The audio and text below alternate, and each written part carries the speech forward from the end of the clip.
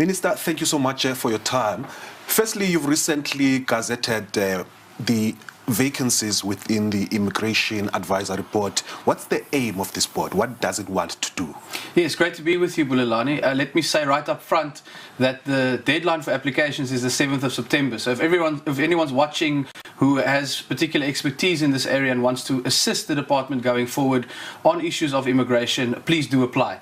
The purpose here really is to do what the law tells us this board is supposed to do. This Immigration Advisory Board comes many years. It's been in law for many years, but it hasn't been functional for quite a number of years now.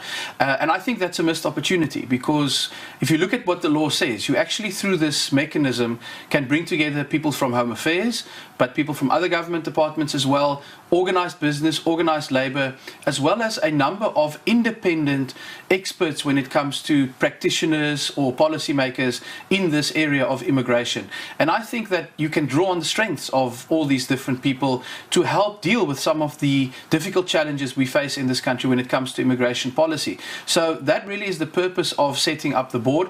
But I think it's also important to say that Home Affairs does struggle with stakeholder relations. I mean, we are in court far too much. I've said we need to be out of court and on to service delivery. And I am hopeful that if we are able to rebuild some of the relationships in the sector across different groupings, that will take some of the sting out of this relationship that's become very adversarial and really costs us a lot of money and time in court that we should be using delivering services. And I think therefore you actually deal with both of those issues by taking this advisory board seriously. Illegal immigration in the country is quite a hot political potato. Your strategy in terms of how you will handle illegal immigration, what is it going to be? Have we been able to identify how many illegal immigrants are in the country? Well, the root cause of this problem to me is very clear. South Africa's immigration system is fragmented. The systems aren't integrated. They're not modernized. Many of these things still happen with paper. And most importantly, they are often subject to human discretion, decisions around immigration. And that is what we need to tackle at its heart. We need to radically digitally transform Home Affairs. We need to do that in the immigration space, but in many other parts of our services, including the long queues that you deal with and getting things like ID documents and passports.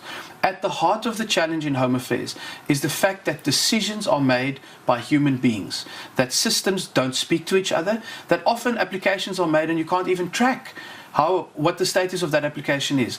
That is what we really need to tackle at the core if we're serious about dealing with illegal immigration and many of the other challenges.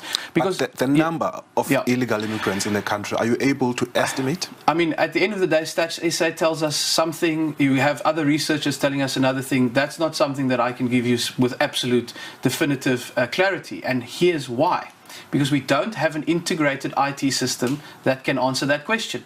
When people talk about the need for audits, I say audits must be 24/7. Think about the South African Revenue Service. They have built a very modern digital infrastructure that automatically flags when someone should be audited. It's not a question of discretion or a human decision. It says there's something fishy in this application, please audit this person. Why can't we have the same for Home Affairs? Then you don't have a once-off audit of this kind of issues and trying to establish the numbers, but in fact you integrate everyone, as we've done with SARS, into a digital system which automatically flags if Bulelani goes for an ID but there's already an ID on the system there, it must throw up an immediate red flag and then you audit in real time. So that's really where we need to go with this conversation. I've said to our officials, we can either spend the next 5 years being firefighters and just putting out fires 24/7, but then after these 5 years, the source of the fires will still be there.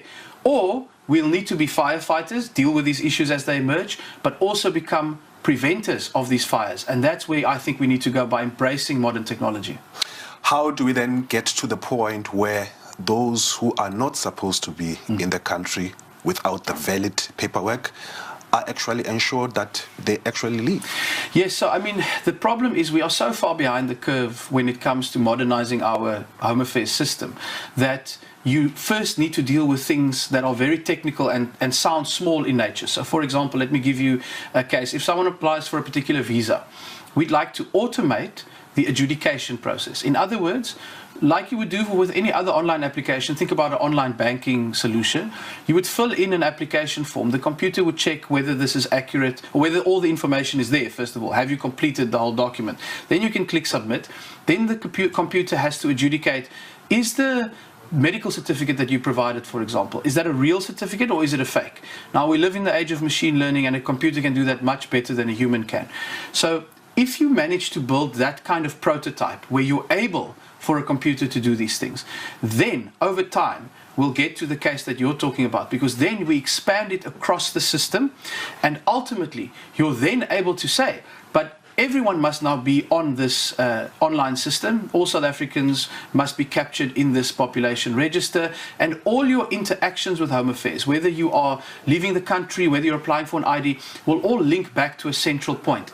Then we can say with absolute confidence that if someone is submitting an application for a residency or a visa or whatever the case may be, that either there's a flag that goes up and we can deal with that person. But where I think we really need to get Bulelani is to not allow these things to happen in the first place. That's the goal here. Someone mustn't be able to get an ID if someone already has that ID. Someone mustn't be able to get a visa or a passport when they are not qualifying and when they're not South African. The only way we're going to block that kind of corruption and malfeasance, which is committed by humans, is if we take human hands out of the process, automate the system, and say, like we do with SARS, that we're able to really prevent the kind of fraud happening in the first place. That's why I'm saying firefighting to deal with fires that are there. But really what I would like to do a few years down the line, if we chat again, is to be able to say now these fires are going to start getting less and less. Let's talk about this incident of the Miss SA contestant whose identity was under question.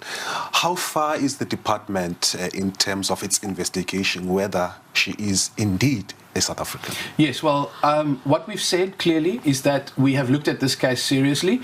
We found indications of fraud committed years ago involving the person we've got in the record as the mother of this contestant, but very importantly that the contestant herself was an infant at that time, and so therefore you cannot draw conclusions about her involvement in that particular matter.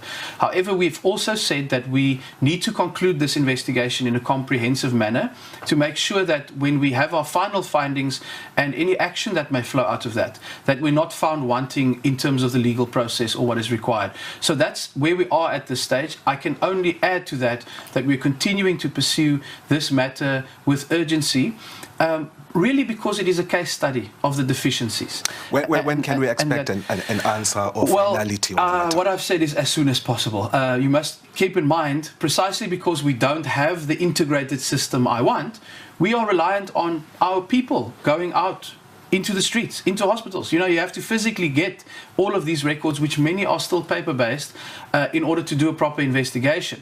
So as soon as possible is the answer. But really, I would plead with South Africans to look at this case study and say, how is it possible that these things are not integrated? How is it possible that you can't, with a click of a mouse, determine the full picture of what took place here? And of course, most critically, how was it possible for these indications we've seen of identity theft? How is it possible for these things to happen?